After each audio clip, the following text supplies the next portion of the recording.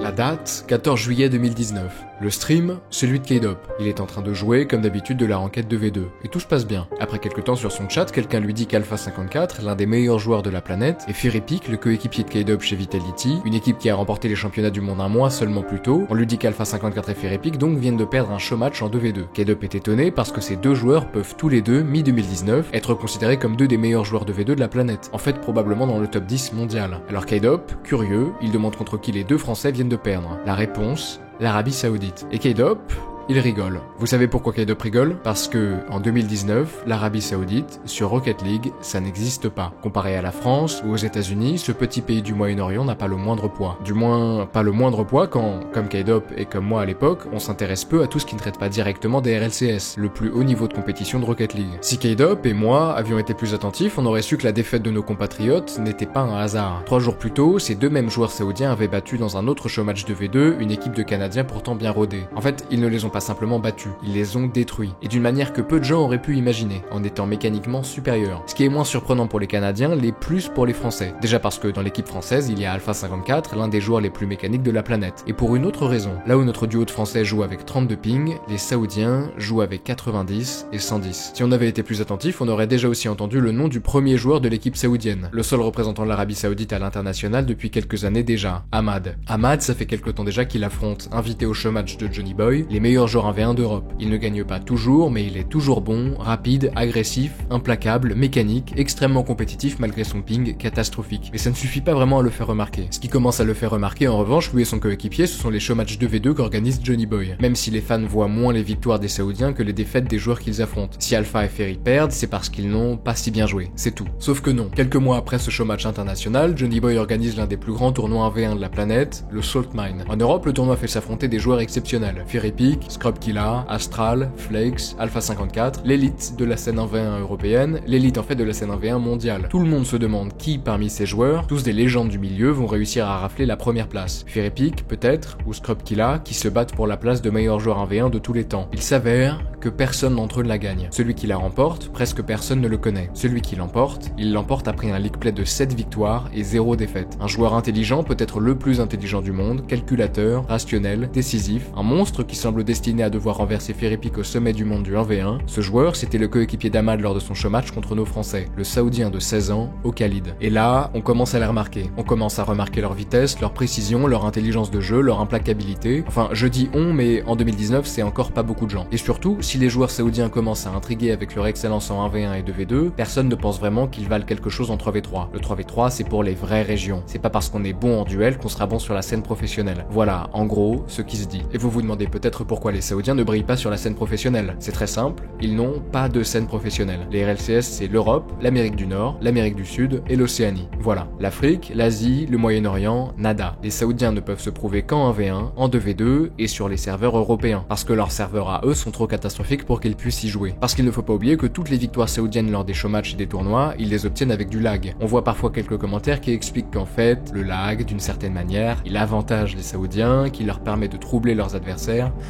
Non, pas du tout. Les seuls à voir la moindre différence, ce sont les Saoudiens eux-mêmes, et le désavantage est conséquent. Mais le lag joue bel et bien un rôle dans le développement de la scène saoudienne. Je vous explique. Quand vous jouez avec du lag, le timing de l'impact est déplacé. La trajectoire ensuite est très vite corrigée sur votre écran. Le vrai problème donc, c'est l'impact. Ce que ça veut dire, concrètement, c'est que vous aurez du mal à réagir rapidement. La solution des Saoudiens, ne pas réagir. Être tellement rapide, tellement agressif, et tellement solide mécaniquement que la réaction, elle va devoir venir de l'adversaire. Autre chose, ils développent des mécaniques de 50-50 impeccables, avec un positionnement de voiture tellement avantageux que, même si la balle lag, la plupart du temps, on sait qu'elle ira dans une direction qui nous arrange. Ce désavantage colossal imposé aux joueurs du Moyen-Orient les force à se développer différemment du reste de la scène Rocket League. Et ça a l'air de fonctionner. Tellement bien que mi-2019, nos deux joueurs saoudiens, Khalid et Ahmad, sont contactés par un homme qui fait parler de lui depuis quelques temps de par la générosité de ses dons sur les streams de joueurs pro. InCivic, un citoyen saoudien visiblement fortuné qui assiste, comme moi, à l'arrivée fracassante de joueurs saoudiens sur la scène internationale et qui décide de les aider. Il leur propose de les recruter, nos deux joueurs n'hésitent pas. Le 19 19 octobre 2019 sur Twitter est annoncée la création de l'équipe Sandrock Gaming, constituée d'Ahmad, d'Okhalid et de Senzo, un joueur moins réputé en 1v1 et 2v2 mais qui semble très fort en 3v3. Et le départ de l'équipe, il ne fait pas de bruit. Une nouvelle équipe en Arabie Saoudite, c'est bien, mais si elle ne peut participer à aucune compétition en dehors du Moyen-Orient, quel intérêt? Et ça, InCivic, croyez-moi, il le sait. Personne ne veut faire jouer ces gars, il va les faire jouer lui-même. Il sponsorise en mars 2020 une compétition organisée par Johnny Boy, du 3v3 pur avec, tout simplement, toutes les meilleures équipes d'Europe. Et Sandrock Gaming. InCivic sort de sa propre poche 20 000 $, la moitié récupérée par l'équipe qui gagne. Les favoris du tournoi, Vitality, top 1 européen. Pour des équipes de ce calibre, c'est un tournoi mineur de plus. Pour Ahmad, Okhalid et Senzo, c'est le tournoi de leur vie. À la surprise de tous, durant les phases de poule, Sandrock gagne leur premier match contre Widem Girls, et puis le deuxième contre Singularity. Deux grosses équipes européennes qui tombent déjà. Mais l'équipe qu'ils doivent affronter maintenant, ce n'est pas seulement une grosse équipe, c'est la grosse équipe. Vitality, favori du tournoi, meilleure équipe européenne, avec un trio de Français monstrueux. 12 mars 2020, 18h, voilà le premier vrai test.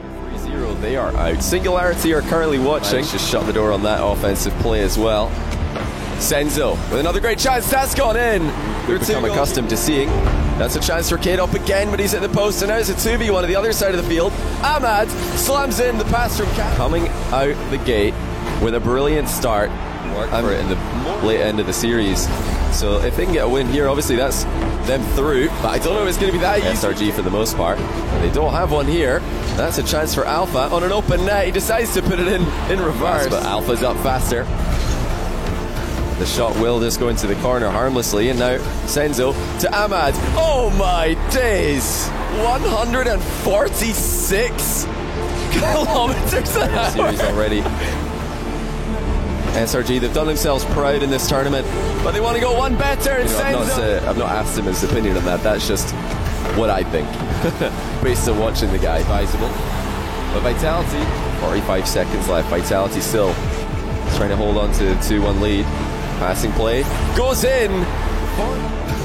Ahmad, player of the day so far, trying to go all the way himself. He sets up Khalid, and it's Senzo! Eliminating Vitality. 3-1 contre la meilleure équipe d'Europe. Le message a bien été reçu, Sandrock Gaming est là pour rester. Ils écrasent le reste des playoffs et tombent finalement pour la première fois du tournoi contre Singularity qui, revenus du lower bracket, viennent vaincre nos 3 joueurs saoudiens. Sur les 7 matchs qu'a disputé Sandrock Gaming, ils en ont gagné 6 contre les meilleures équipes européennes. La réaction de la majorité des fans, ça ne compte pas. Les grosses équipes ne jouaient pas pour de vrai. Ok. Très bien. InCivic organise un autre tournoi en partenariat avec Johnny Boy. Le cash price en Europe, 25 000 $, un tournoi qui allie 1v1, 2v2 et 3v3. Après plusieurs jours de compétition, Sandrock termine sur le podium à la 3e place. La réaction de la majorité des fans, ça ne compte pas, les grosses équipes ne jouaient pas pour de vrai. Bon, alors, qu'est-ce qui compte? Les RLCS. Au final, pour les fans comme pour les analystes, il n'y a que ça de vrai, les compétitions officielles. Et la grande annonce que les Saoudiens attendent depuis des années, c'est celle de la nouvelle saison des RLCS, les RLCSX. Ce que tous les fans de la région attendent, c'est l'annonce de l'inclusion du Moyen-Orient. L'Arabie Saoudite, de par les tournois et les showmatchs de Johnny Boy, a prouvé qu'elle avait le niveau pour affronter les plus grosses équipes du monde. InCivic a déboursé des dizaines de milliers de $, des mois d'efforts et d'énergie pour prouver au monde que ces 3 joueurs pouvaient faire tomber n'importe qui. Juillet 2020, annonce des RLCS, pas la moindre mention de l'Arabie Saoudite. Une année entière de tournois que les Saoudiens vont devoir passer chez eux à jouer tout seuls, comme depuis des années. Mais la réalité en fait est encore pire que ça. Officieusement, les joueurs apprennent qu'ils ne pourront pas jouer en RLCS avant au moins 5 ans. 5 années. 5 ans déjà que nos 3 joueurs jouent au jeu, 5 ans passés à se hisser jusqu'au plus haut niveau atteint jusqu'alors, et ils devront attendre 5 années de plus avant de pouvoir prouver quoi que ce soit. Les joueurs n'ont plus la moindre énergie, plus la moindre envie. Finalement, à quoi ça sert? Quel intérêt de continuer à jouer s'ils ne peuvent faire que de la ranked ou des tournois entre Saoudiens pour quelques milliers de $, sans titre, sans reconnaissance? Certains pros du Moyen-Orient annoncent sur Twitter que jouer n'a plus d'intérêt. À quoi bon? Et pourtant, ils continuent. InCivic les motive. Et Johnny Boy, tous les mois au moins, toutes les semaines parfois, poste des showmatchs, organise des tournois, vante les mérites et le talent exceptionnel de ces joueurs saoudiens qui semblent simplement perdre leur temps. Les mois passent, les Européens jouent, les Américains aussi, les Saoudiens parfois, quelques tournois sans importance, sans trop d'espoir. En Europe, BDS explose. Aux États-Unis, NRG domine. En Arabie Saoudite, rien. Plusieurs mois, de rien, et puis 1 an. Les RLCSX se concluent, à cause de la pandémie, pas de championnat du monde, seulement des championnats régionaux. Chaque région a son nouveau champion, les régions du moins qui peuvent jouer. Bon, ce que tout le monde attend maintenant, c'est la nouvelle saison, les nouveaux RLCS. Personne n'est au courant de quoi que ce soit. Les RLCSX se sont terminés en juin 2021, juillet 2021, rien.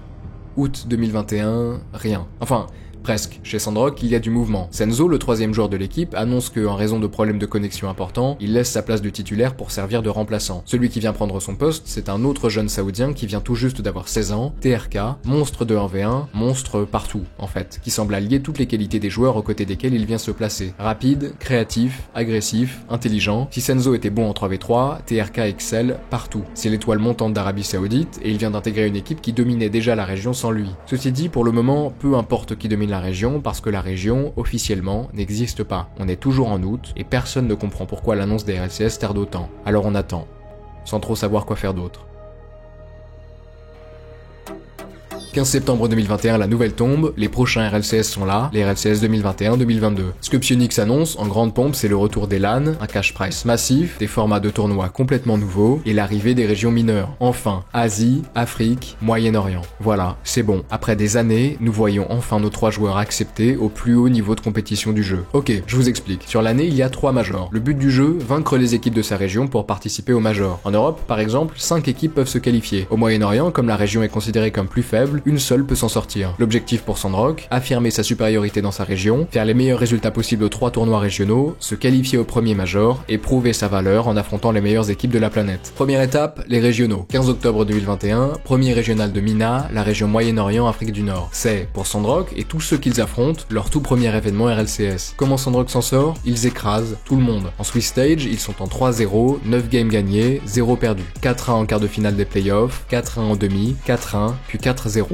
en grande finale. Sur l'ensemble du régional, 3 games de perdus pour 25 de gagnés. La domination est totale. C'est 301 points de gagnés pour la qualification au Major. 31 octobre 2021, deuxième régional. 6 games de perdus, 25 de gagnés. 301 points de plus. 14 novembre 2021, troisième régional. 3 games de perdus, 25 de gagnés, 301 points de plus. 3 régionaux, 3 victoires, 903 points pour le Major. Les régionaux, c'est fait. Deuxième étape, le Fall Speed Major à Stockholm, en Suède. Et la première difficulté, ce n'est pas la compétition, mais l'arrivée en Europe. Les visas sont difficiles à obtenir, les trajets difficiles à organiser, mais finalement, ça se fait. Ce qui ne se fait pas, c'est Okalid. Pour des raisons personnelles, il ne peut pas participer au Major. Sandrock Gaming utilise comme remplaçant Senzo, qui était sorti du roster pour cause de lag. On est le 8 décembre 2021, et le premier Major de l'année, le premier événement international depuis 2 ans, commence enfin. Et pour Sandrock Gaming, c'est le premier événement international tout court. Et pour les accueillir, en Swiss Stage, les attend G2, le site 2 d'Amérique du Nord, une équipe qui se place dans le top 5 mondial, tout simplement. Ce qui les attend là, c'est un tout autre niveau que celui des régionaux. Et pourtant, ils gagnent. Et pas qu'un peu, ils gagnent 3 games à 0. Sur le stream, tout le monde est extatique. Sandrock Gaming, c'est confirmé, ils sont là pour gagner. L'équipe sort finalement des Swiss Stage en 3 victoires et 1 défaite. Pour une équipe qui n'a comme adversaire d'entraînement que des équipes nettement plus faibles, pour une équipe restée dans l'ombre depuis des années, voilà qui choque. Ils rentrent maintenant en play-off, l'arbre de tournoi final. Et ils retrouvent en quart de finale, non pas le seed 2 américain, mais le seed 1. NRG, tout simplement, qui vient d'avoir du mal en Swiss Stage, mais que tout le monde sait capable de gagner le Major. C'est le plus grand adversaire que Sandrock a jamais affronté en compétition officielle. Le 11 décembre 2021, à 21h, les 3 Saoudiens partent affronter le titan américain.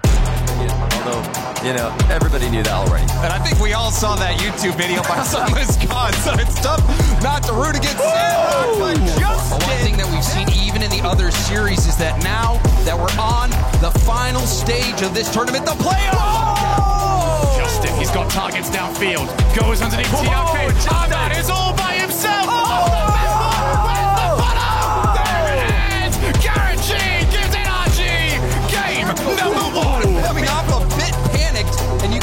On defense, 2 go, and Justin will get another one for NRG. Justin really on form today. He's in the right position. It's that predator instinct. No more pressure anymore. What's the touch? I mean, not like he had many options. NRG still piling on. Oh, what a demo! Squishy takes out the defender right as he's about to save the shot. Great chances. They haven't taken any of them. NRG are denying them again and again. Now here's CRK. He walks it in. Sandrock tie the game. And you can see Justin trying to work with into action. Far side pass. Nobody around from Sandrock. You can see how this situation is starting to get them. They don't want to go for all the time. Has got a hold of the second game. We, ladies and gentlemen, gonna give NRG a chance. Squishy. But not by another. Still the attack going on. TRK has to get a good hit. How confident is TRK? Every single time he let the ball bounce down before taking it. Ahmad taking his time as well. How much boost can Sandrock Gaming hold on to? Now they're the ones feeling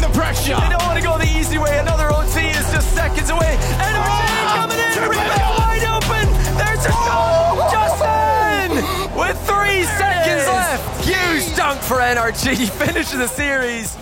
That was a lot closer than I think.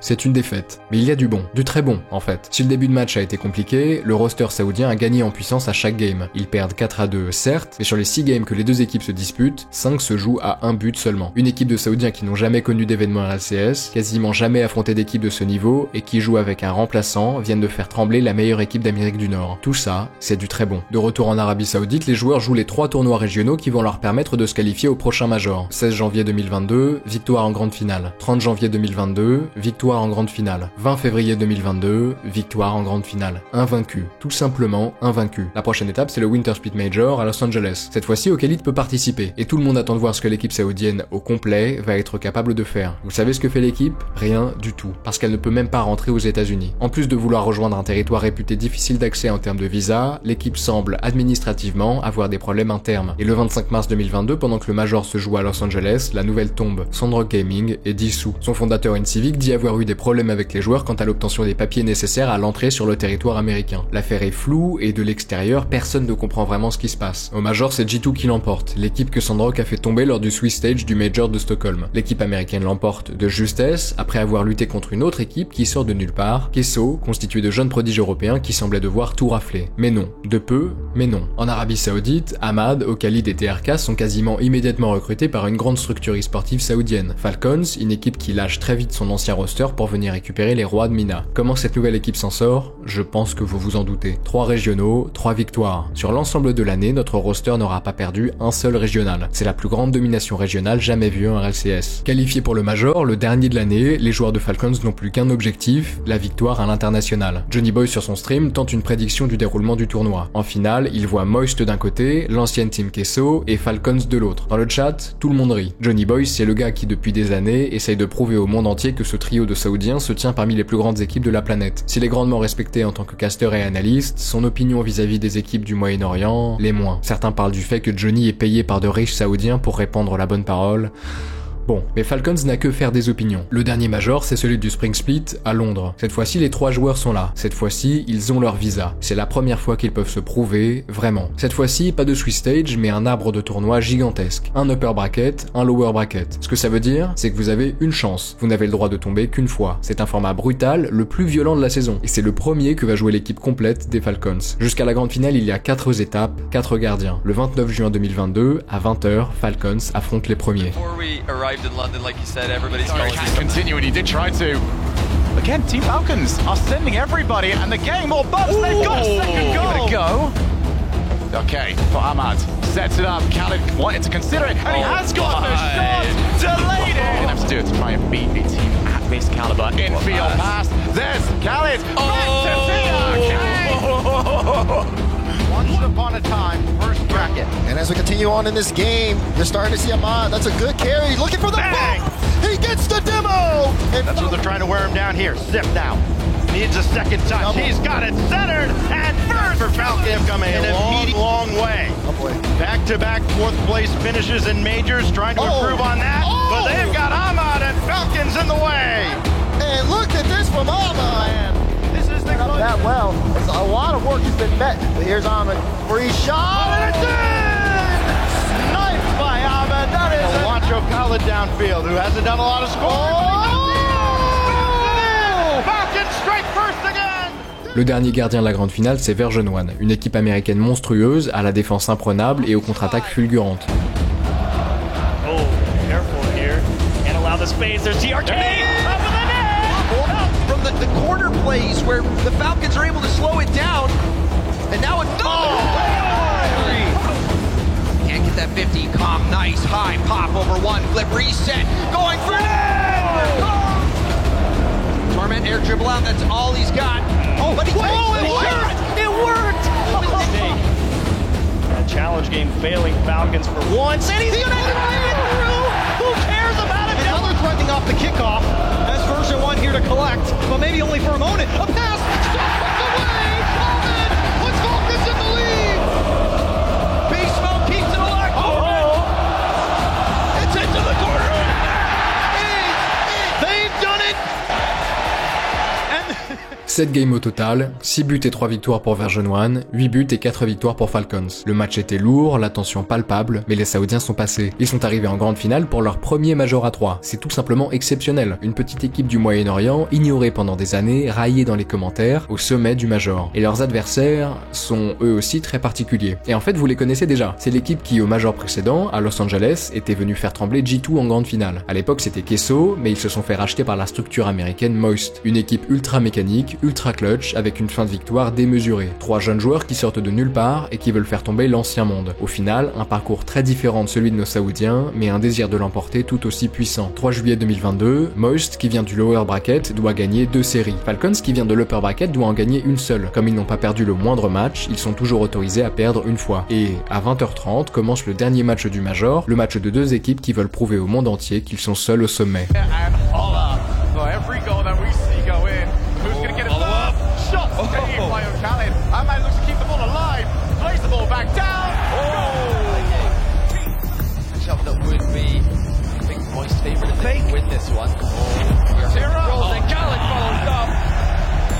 In the challenge game once again for Falk against any team at this level. You can't be stood still in defense because the moment you are, you can't do it. Khaled keeps the ball up. TRK with options. Can they find their opportunity? There's Joyo. Leaves it for Ahmad. Pops the ball up. Rise playing the most high level. Get the ball to the floor as he possibly can. How are they doing this? The same. The game win. Tied at 1-1. Oh, wait a second. He's got absolutely nothing, but he's trying to stay on the ball.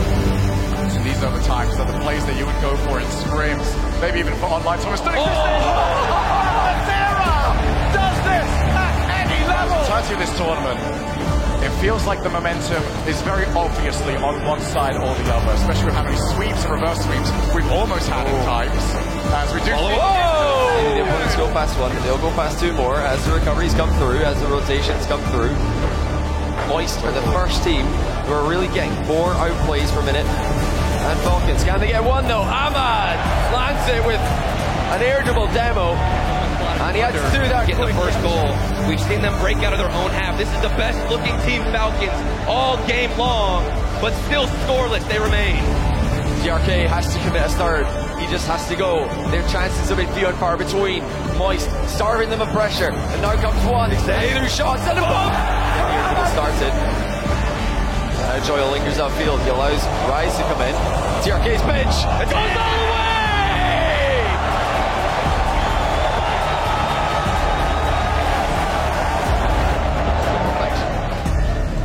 Joyo keeps the pressure on.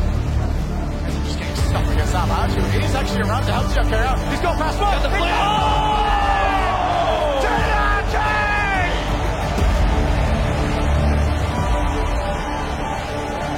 He's a host here for Team Falcons.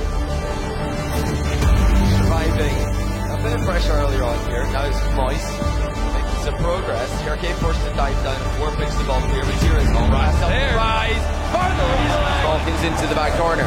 Finally, 1v1 chance for TRK and Khaled with the mind game. Forward with every attack. Moist are putting them in uncomfortable territory. And they won it. 1 minute and 40 left. 3 goals to go. Make it 4. The final 15 seconds, they had some chances. They came and win. But we've come down to the end of the series, Shogun.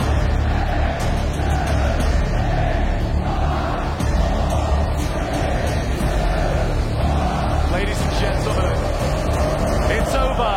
They've done it.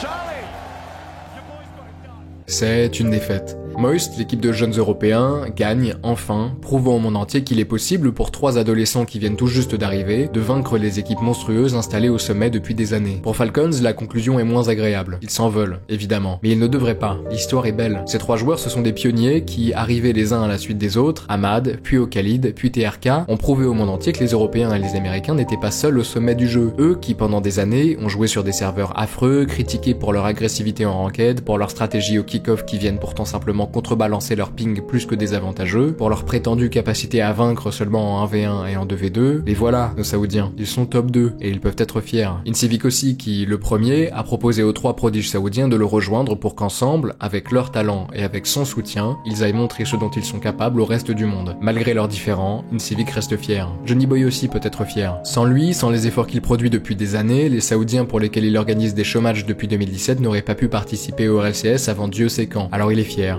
Et l'Arabie Saoudite aussi. Mais l'Arabie Saoudite ne se contente pas seulement d'être fière, elle est motivée. Vous ne le saviez peut-être pas, mais la domination des Falcons n'a pas été aussi absolue lors du dernier split régional que lors des 2 précédents. Là où en MENA, durant les 2 premiers splits, ils ne perdent qu'un match, au 3e, ils sont envoyés 2 fois dans le lower bracket, forcés à se battre pour remonter en grande finale. Et à l'heure où je tourne cette vidéo, la saison 2022-2023 a commencé, et lors de leur tout premier régional, ils perdent en grande finale contre une équipe monstrueuse qui, si le joueur phare qui devait les rejoindre n'avait pas été banni des RLCS pour un an, aurait dû être plus monstrueuse encore. L'Arabie Saoudite semble façonner régulièrement des joueurs extrêmement rapides et mécaniques qui, s'ils sont déjà capables de faire tomber les rois de leur région, semblent destinés à faire tomber le monde entier. Merci d'avoir regardé cette vidéo, elle a demandé pas mal de travail, mais j'ai étrangement un peu de mal à savoir quoi en penser. Alors n'hésitez pas à me dire ce que vous en pensez en commentaire. Et tant qu'à faire, n'hésitez pas non plus à vous abonner. S'il vous plaît, abonnez-vous. Bisous.